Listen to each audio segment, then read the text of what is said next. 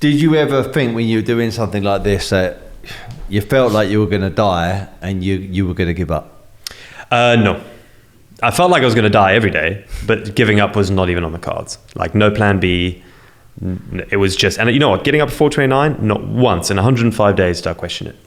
Not once. I was like, well, it's just what I do now. It's a non-negotiable. Getting up and swimming 2.4 miles and cycling 112 miles and running a marathon, non-negotiable. It's like brushing your teeth. I put them in the same category and I just go and do it.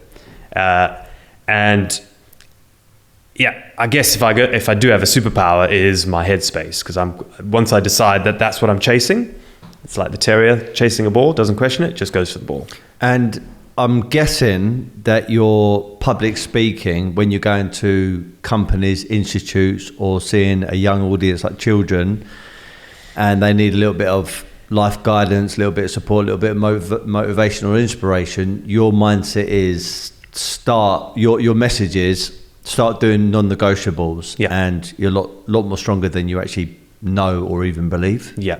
So go in wholeheartedly believing that there's no plan B and you're all in for the thing you want to do, but you're going to get thrown curveballs and your train is going to be derailed.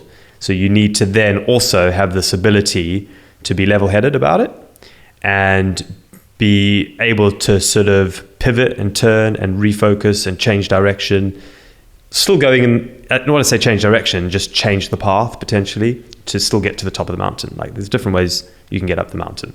And, and sometimes it's stopping, realizing there's no way forward on this. I'm going to go back and start again.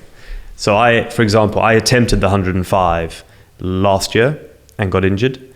And the injury was so severe that I just was missing the cutoffs.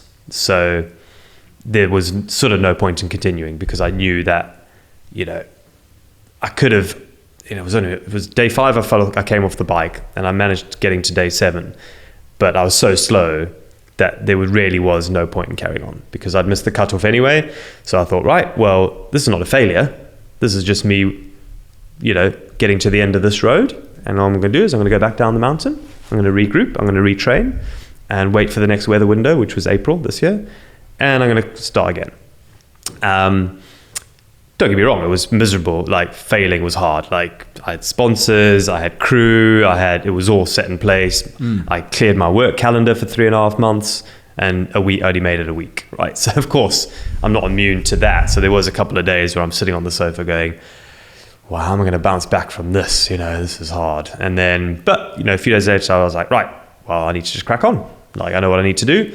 And I love training. I was like, brilliant. Well, I've got another 9 months of training. Great. Let's crack on and do that. And got to the start line, learning from my mess ups, having worked out, right, well, what went wrong last time? Okay, my route was a bit crap.